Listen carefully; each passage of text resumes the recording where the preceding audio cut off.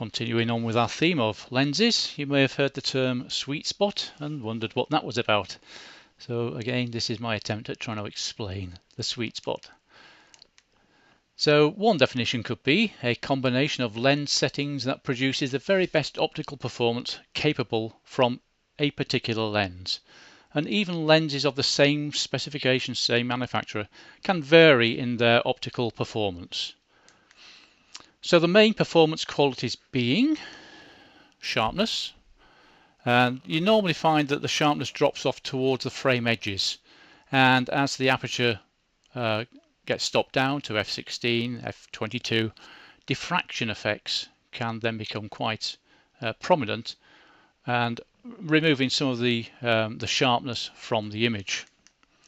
Contrast, so we're talking about the tonal range that the lens is capable of putting onto the sensor. Distortions, so we've got barrel distortion, pincushion, chromatic aberrations, and a whole load of other ones that we might touch on shortly. Vignetting, this is where the corners of the image tend to look darker than the central portions, and we call this vignetting. We can introduce vignetting in Adobe Camera Raw in Photoshop, or you can actually remove vignetting in Camera Raw or Photoshop. So it's not quite such an issue because we can correct a lot of these things, but these are things that the lens manufacturers have got to try and manage, and these are the sort of things that determine the sweet spot of your lens. Flare, unwanted reflections, optical and contrast anomalies. These are produced within the lens, so if you've got a highlight, maybe the sun, you'll find that some of the light gets bounced around inside the elements, inside off the side of the interior, and they can produce optical and contrast anomalies. So the main settings affecting quality being aperture. So this can affect the sharpness of the image, contrast, vignetting, flare, diffraction. Zoom settings can affect the sharpness, distortion, vignetting, flare, and probably one or two other things as well. Focus distance. Most lenses are designed to produce their optimum performance at infinity. And this is sharpness and vignetting again. So optimum quality settings usually being, so these are just generalities. So if you've got an f4 lens, say, maximum aperture f4, then stopping it down to f8 or f11, 2 or 3 stops down, would usually produce the best sharpness, flare reduction and stuff like that. So that's a general principle. Not true for all lenses, but a general principle. And of course it needs to be set at infinity to get the best performance, but of course that's probably not all that practical for a lot of situations. With a lot of the zooms, you'll find that the mid-zoom range, the focal length within the mid area tends to produce the best qualities, and towards the very, the wide angle and the very telephoto end of the zoom, you'll find that sharpness and other optical anomalies start to become an issue. General principles for obtaining the best lens quality usually, and again for each individual lens it'll be different. Modern lenses perform better than older types, and again we've seen the lens manufacturers bring in a whole range of new lenses because they need to, because the old film lenses weren't up to they couldn't resolve the amount of detail that the modern sensors can capture these days.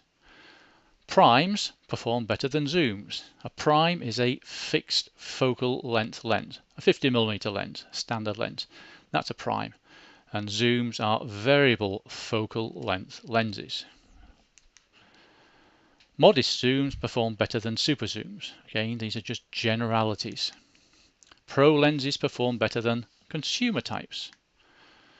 But again, don't get too hung up about your lens's sweet spot unless you're really finicky. But these are the sort of general principles that we're looking at when we're looking at the sweet spot. So looking at the manufacturing issues that camera manufacturers have got to try and cater for when they produce their lenses. So modern lenses employ the very latest technology in optical, mechanical and electronic engineering. They are the very pinnacle of modern technology. So general issues when the manufacturers are trying to produce these things: deviations in the supply materials from other manufacturers, the nature of the light of light and the limitations inherent in light, diffraction and things like that. Design tolerances and practical limitations. So everything is designed to a tolerance, a sort of wiggle room in the design of a thing, so that nothing can be made absolutely precise. And so they design tolerances, which says, yes, that's not too bad, that'll do. And practical limitations, certainly in the manufacturing of these things. Again, manufacturing tolerances and practicalities. And a lot of these lenses are built to a cost, designed and built to a cost. So instead of made out of metal, maybe made out of plastic. Some of the optical elements are actually made out of plastic. Wider apertures compound all of the above. So you'll find that wide aperture lenses tend to be far more expensive just for a single stop in exposure brightness. Zooms compound all of the above. Okay, so wide apertures compound all of these problems above. Zooms do the same. Catering for larger sensors, again, compounds all of the above, because we've got to make the lenses larger. So anyway, optical issues to be overcome and controlled.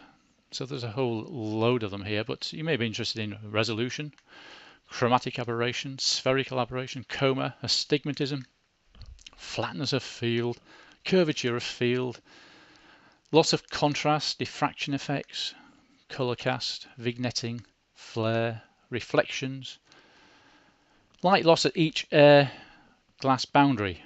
And every time it goes through an air glass boundary, it loses about 5% of the light. 5% gets scattered back, which is why we have multi-coating on the lenses to try and reduce that effect. We need to maintain focus at all of these different settings, certainly with the zoom settings. Performance maintained at all frequencies of light. So we know we've got red, green and blue primary colours, and each of those focuses at a different distance from the lens to the sensor. So that's unless there are designs built in to try and prevent that. For zoom lenses, this must be optimized for every single focal length that the lens caters for. So mechanical issues to be overcome. Design practicalities, you can only do certain things physically. Manufacturing practicalities, manufacturing consistency, the same tolerances and everything from each individual lens that's made. Used to be a problem in the olden days. You used to get a good lens and a bad lens. Lens design life, longevity. Will it wear out quickly? Dust and moisture ingress. How well is that controlled? Temperature issues. Can it function when it's really cold, when it's really hot? Controls, focusing, zooming, aperture, vibration reduction and other mechanical electrical functions. All of these have got to be designed and built into the lens. And generally, the more you pay, the more these issues are controlled in your lenses. So professional type lenses usually have all of these things controlled better in the lens. So just a few illustrations to show some of the problems that lens manufacturers have got to cater for. This is barrel distortion. You can see that straight lines appear barrel shaped. Pincushion distortion, and you'll find that maybe with a long zoom lens, you'll find that at the long end of the telephoto end, you might get some barrel distortion, and if you zoom out to the wide angle, it will change to a pincushion type of distortion.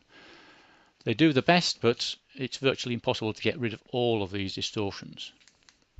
And again, prime lenses control these far better than zooms generally.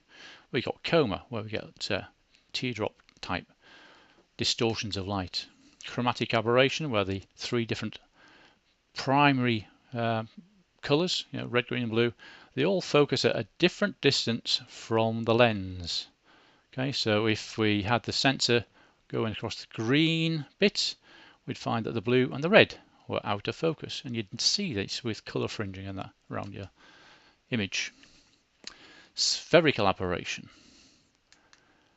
Vignetting, so you can see the darkening of the corners.